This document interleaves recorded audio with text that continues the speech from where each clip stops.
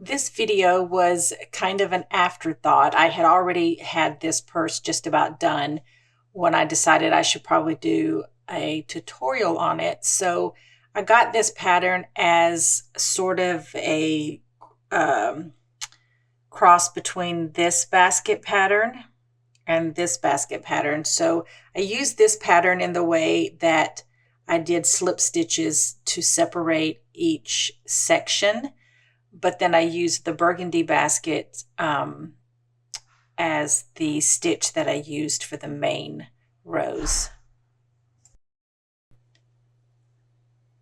For this purse, I did use a brown bottom, but I don't have any more brown bottoms. So I'm going to start the demonstration with the black, but then I will go back to this purse when I show how I finish it. The cording that I'm using for this has been discontinued, but this will work for any 2mm cording. If you want to add a tag to your purse, I recommend putting it in the slip stitch row. That way, when you go to crochet behind it, it's really easy to just crochet in those two loops that are behind it, and that'll make it easier. And I have a video on adding a tag that I will put in the description box. I use my tail to close each round, and so I like to make my tail about 10 times the width of my bottom. So that's what I'm doing here. Slip stitch in every hole.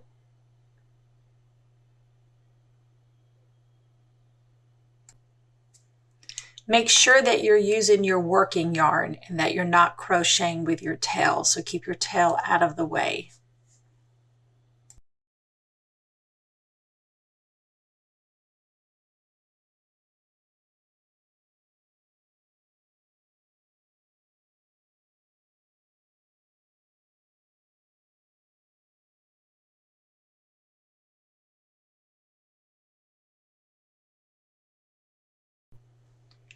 And when I get to the last hole, I'm going to pull it through with the tail.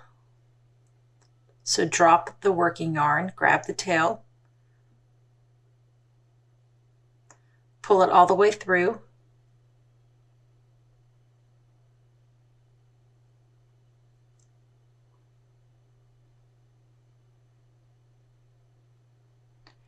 And then insert your hook through the loops of your first stitch.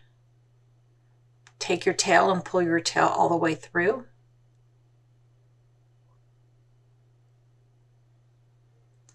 And then put your hook in the back hole of your last stitch.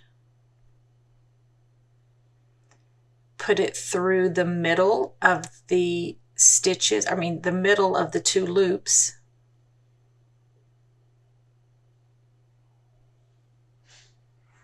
And then grab the tail and pull your tail all the way through.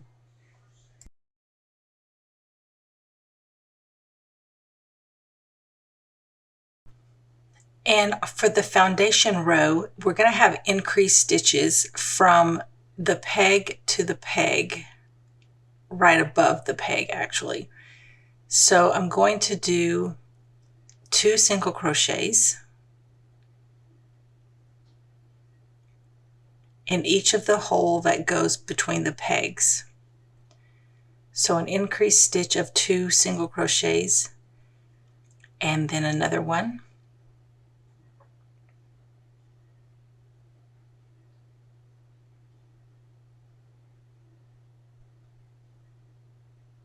And then one more increase.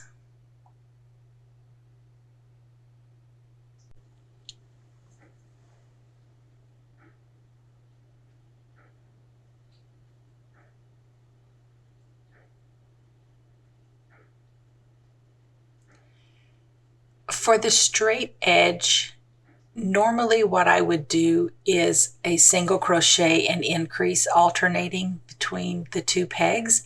But when I did that, there wasn't enough increases to give the walls the fullness that it needed. So I added an increase right in the middle. So start with a single crochet and then do an increase and then another single crochet and then an increase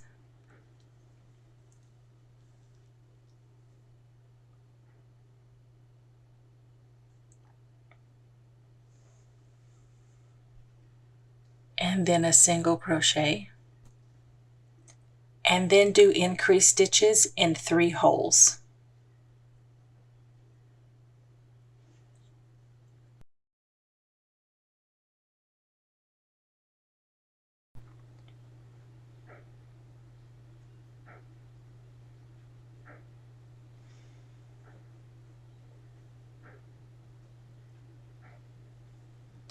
And then pick back up with the single and increase alternating.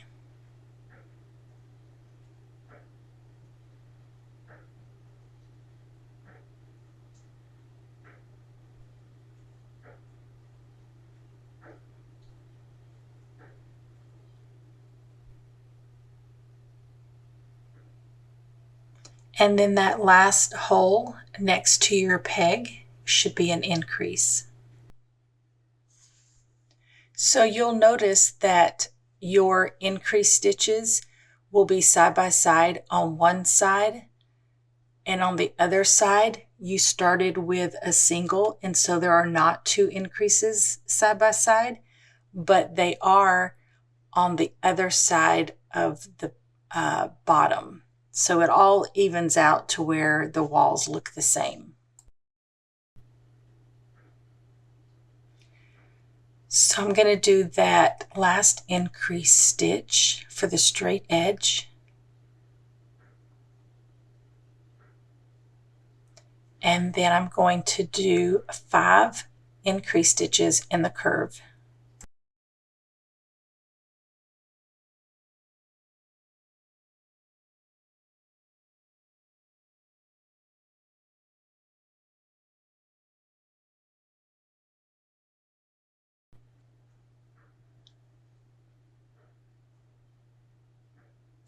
And now I'm going to do the same thing that I did on the other side. So I'll start with a single crochet and then an increase, and I will alternate that on the edge, but I will add an increase in the middle.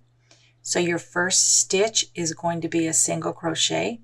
The last stitch on the edge will be an increase, just like the other side.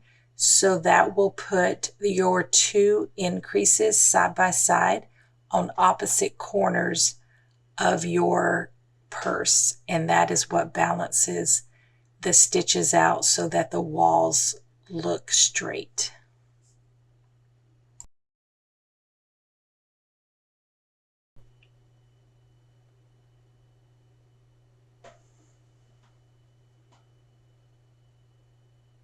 Two more increases in the curve so that you have a total of 5.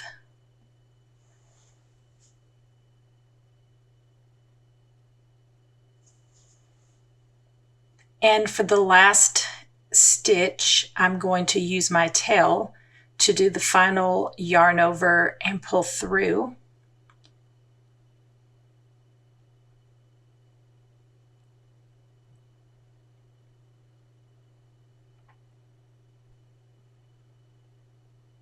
And then pull the tail through the first stitch that you did.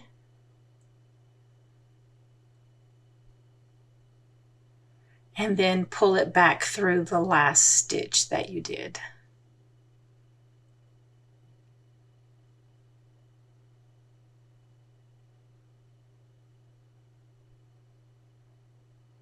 And then tighten up your working yarn and your tail to get all of your stitches even.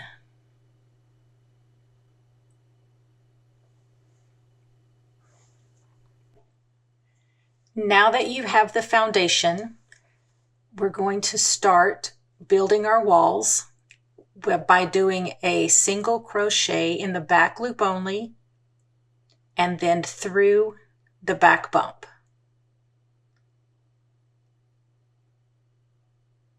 Make sure that you're not using the tail. Go back to the working yarn. And cording can be kind of slippery, so a lot of times I take the tail and I like to put it over the very first stitch that I'm going to do to sort of lock it in so it doesn't sort of stretch out a little bit. And then continue to do a single crochet in the back loop and the back bump for every stitch in this round.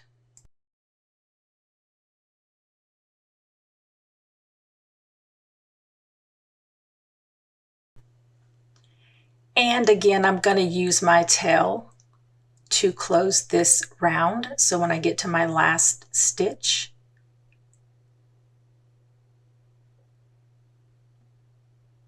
I use the tail for the final yarn over and pull through.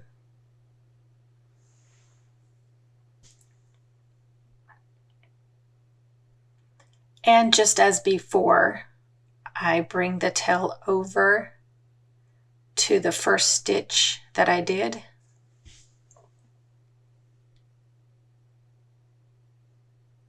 Go from behind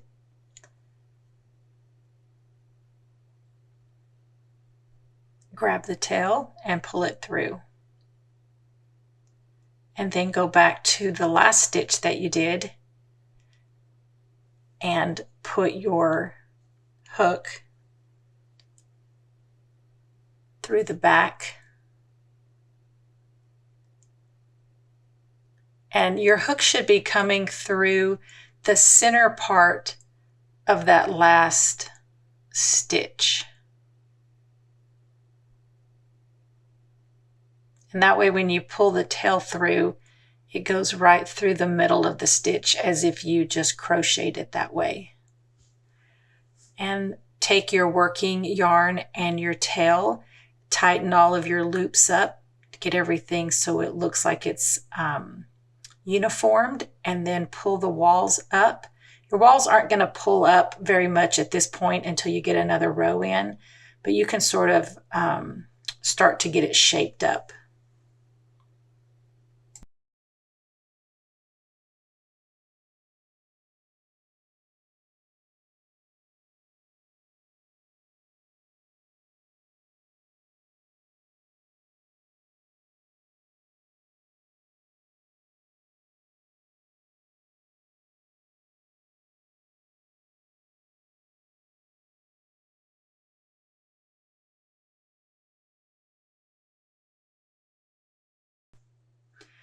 The round one that we just completed, I'm using that as sort of a base to have at the bottom. It's not actually part of the pattern. So this round two that we're going to do, which is a round of just single crochets in every stitch, I'm putting my tail over here just to kind of lock it in, and then I'm going to push it back over. So now I'm going to actually start the 4 row repeat. So this is going to be a round of just single crochets, and that's going to be the first round that we will be repeating. So it's 2 rows of single crochets, and then it's the special stitch, and then it's a slip stitch. So we're going to do this single crochet in every stitch for 2 rounds. And now I'm at the end of the second row of single crochets. So technically we have 3 rows of single crochets, but the first one was in the back loop and the back bump. And the other 2 are just normal single crochet rounds.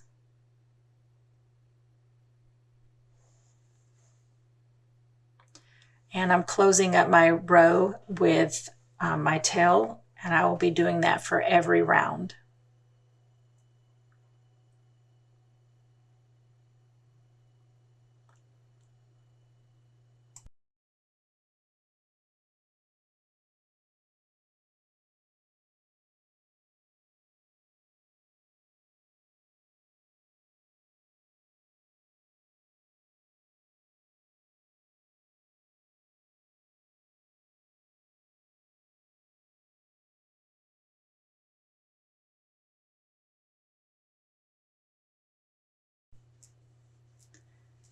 So now that we have a couple of nice tight single crochet rounds, the special stitch is going to go over the 2 rows of single crochets. So we're not going to go into that first row because that was our what I'm calling a foundation round, just so that the base of the purse is nice and tight, because it does pull the stitch open a little bit when you put that hook down in there for the special stitch, and I didn't want there to be gaps at the base of the purse.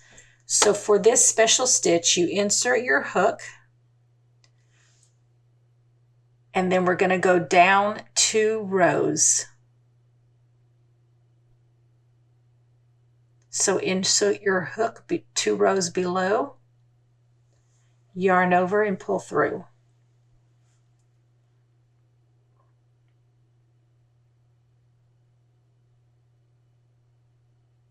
So you can see how it opens up that stitch a little bit, and that's the reason I had an extra row at the beginning. And you do that stitch for every stitch in the round.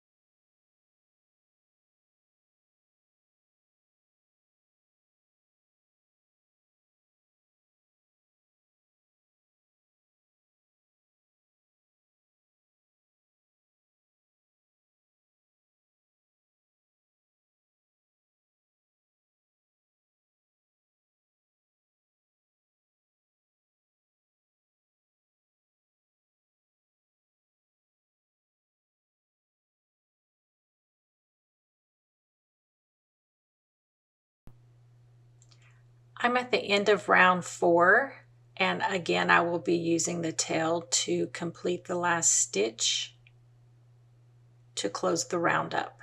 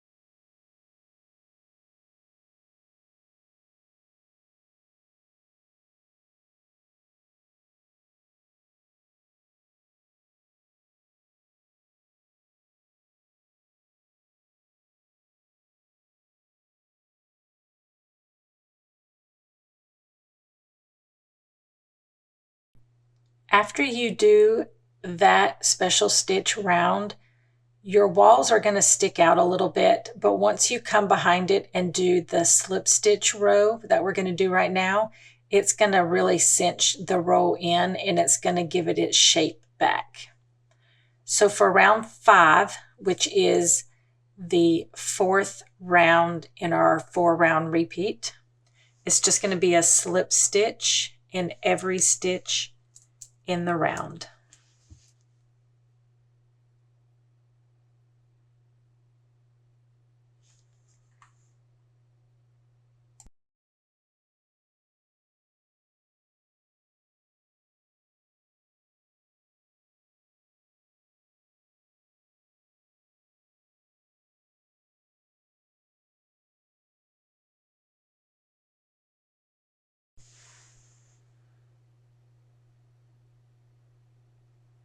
You can see the walls are straightening up where the slip stitches are.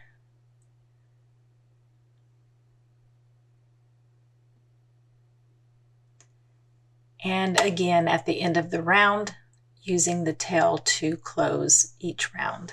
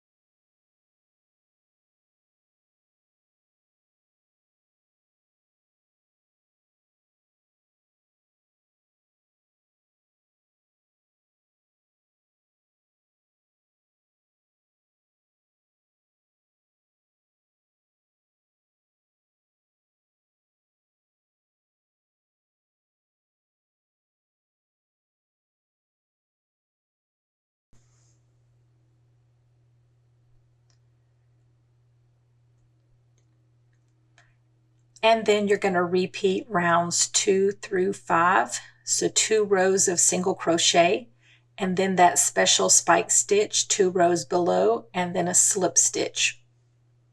And keep repeating those rounds until you get the height that you want.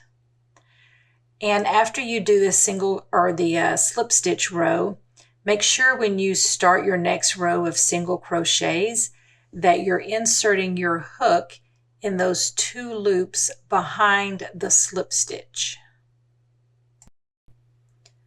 So your hook goes right there between those 2 loops, and that way your slip stitch is on the outside and you're not going through that slip stitch loop at all.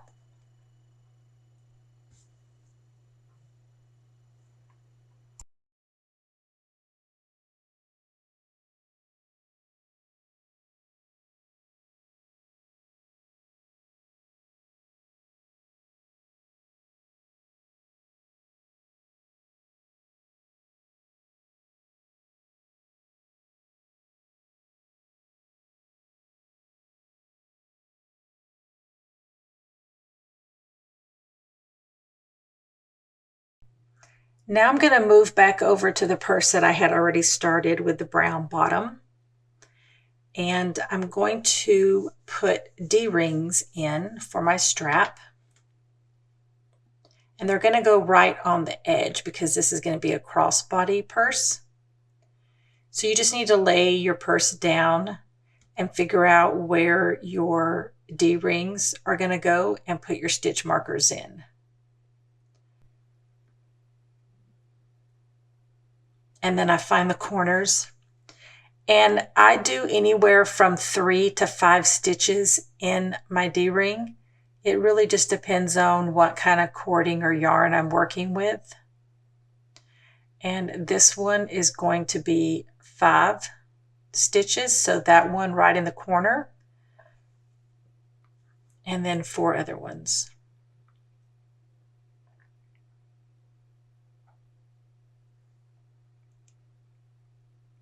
So then find the first stitch that you're going to be coming to when you come around the row, and that's where you want your stitch marker to be.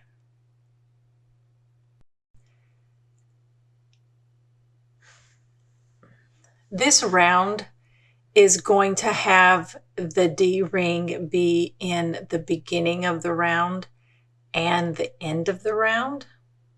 Just because of where the stitch markers are, I don't want to start my round over there because I want to start it closer to where I finished the previous round. So I'm actually going to begin in the middle, basically in the middle of where the D-ring is going to go.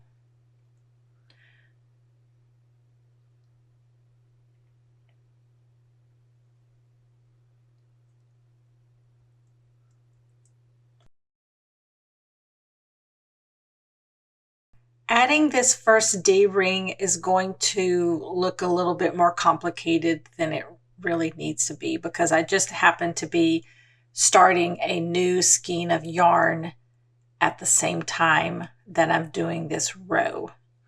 So yours will most likely not be this complicated. So I've got these two tails that I am going to weave in on this round, and these are the tails from one of the tails is the tail that I was using to close each round before, and the other tail is just the tail that was left over when I cut the working yarn.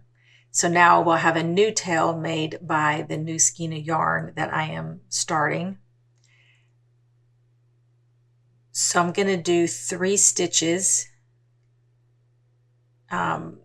right now with the D-ring, and then when I come back and do the end of the round, I will do 2 more stitches to complete the total of 5 stitches that are going to be around the D-ring.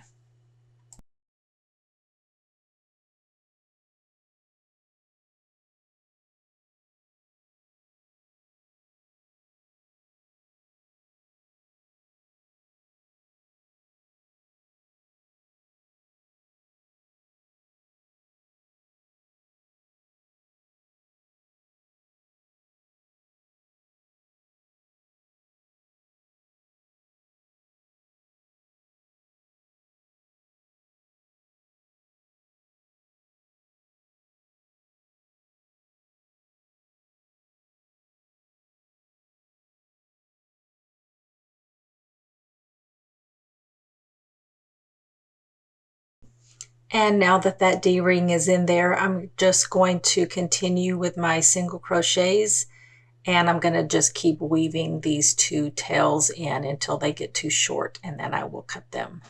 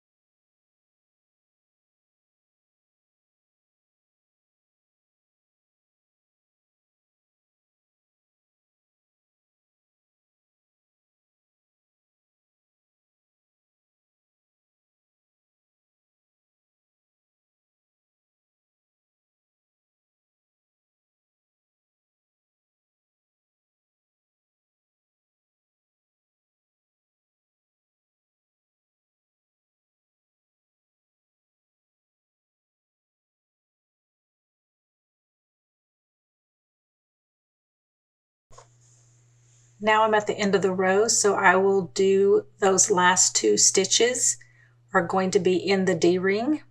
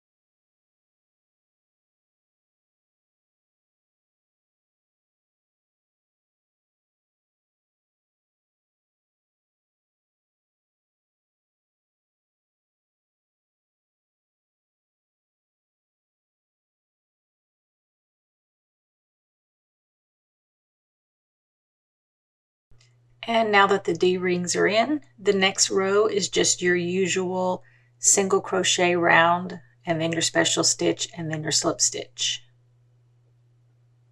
When you go to the next row though, make sure that you stand your purse up and make sure that the D-rings are in the corner and that they're not off-centered and crooked. You want your purse to be able to lay straight when those D-rings are in.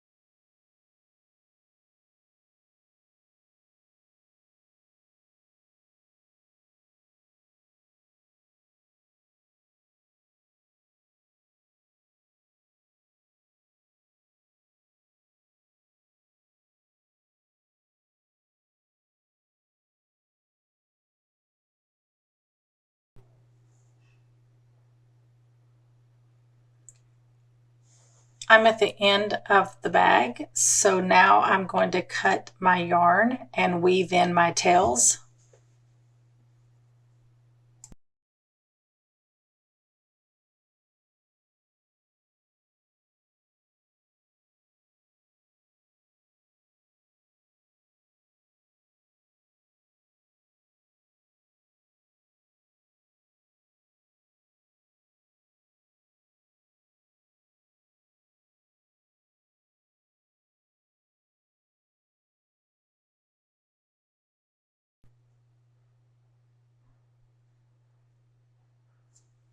I'm going to add these snaps. They do not have to be sewn in, but because they do not get sewn in, you can't just put them right on the purse because the prongs will show on the outside of the purse. So I'm going to crochet flaps on the inside to put those snaps in. You can make your flap as wide as you want. Sometimes I just make it about 5 stitches wide if I don't care to have a wide one. And then sometimes I make it where it goes from edge to edge so that it covers the whole side. But this time I'm just going to put it right here. And then I'm going to mark the other side so that it's even. And that's where I'm going to put my stitches for the flap.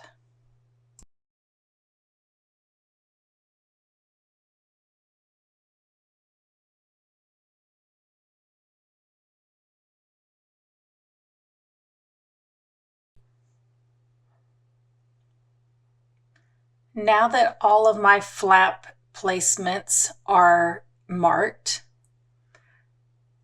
I'm going to go back to my yarn and the same 4.5 millimeter hook. I'm going to be doing single crochets in the back loop only. And this time I will be weaving my tail in, so your tail doesn't need to be very long because we're not using it to close any rounds with. And do a single crochet in that back loop only until you get to your next stitch marker.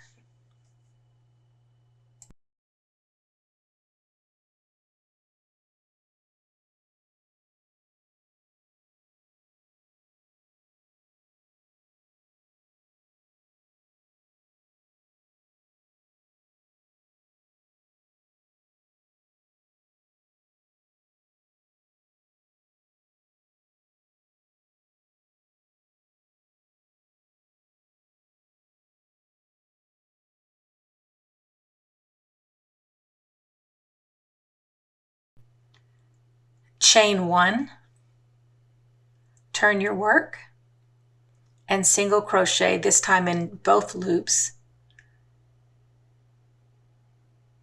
all the way across.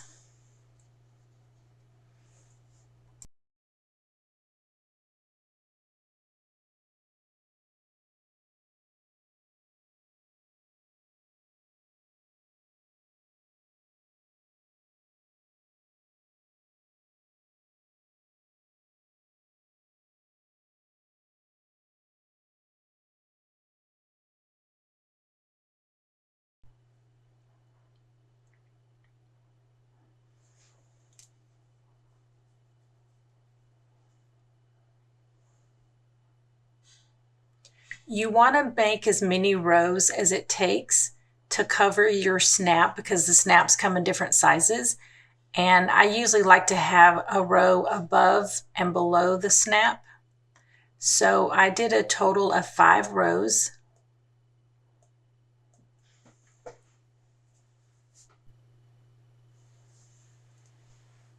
And now I'm going to cut my yarn and I'm going to make a knot to lock in that stitch. And then I'll take the crochet needle and weave in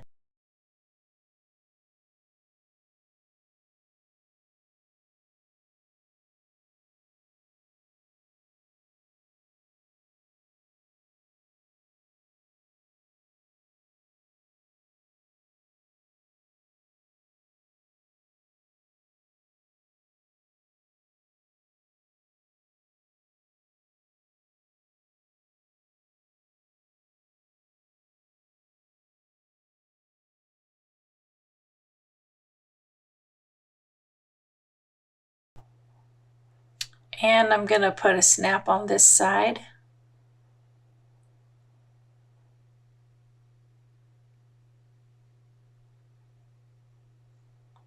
And these particular snaps, you just have to fold the prongs down on them.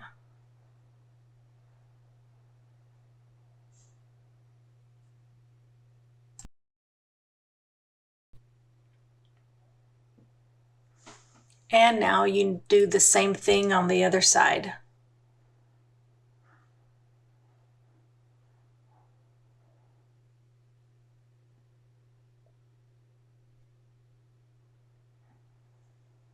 Make sure that you line up your snaps.